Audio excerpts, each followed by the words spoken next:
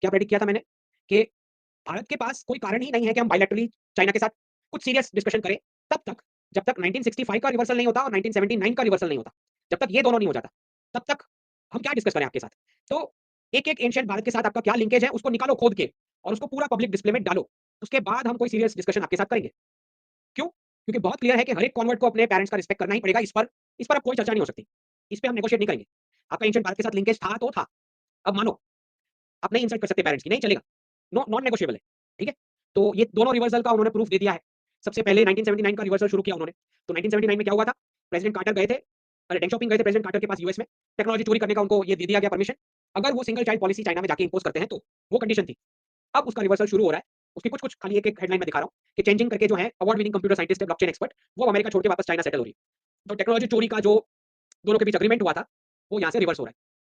अब 23 जनवरी 2025 serious bilateral engagement, एक ये रिवर्स हो गया और दूसरा 1965 का रिवर्सल। 1965-66 में क्या हुआ था? पूरे चाइना में कल्चरल रिवॉल्यूशन करके भारतीय धर्म से इन्फ्लुएंस जितना भी रिलीजियस प्रैक्टिसेस था, ताओइज्म, बुद्धिज्म, जिसका भी जो भी था, वो सारा उन्होंने सफाया किया। तो इसका रिवर्सल मुझे चाहिए। तो अब ये शुरू हुआ है, मतलब हमारी रिपब्लिक डे से एक दिन पहले चाइनीज डांसर्स ने रामायण एपिक पे पूरा अपना कार्यक्रम किया और सेलिब्रेट किया उसको। तो ये दोनों रिवर्सल होने के बाद कुछ सीरियस डिस्कशन का बनता है इनके साथ। तो एटलीस्ट प्राइमरी सिग्नल तो मिल रहे हैं प्रेडिक्शन के, दोनों रिवर्सल वो करने को तैयार है।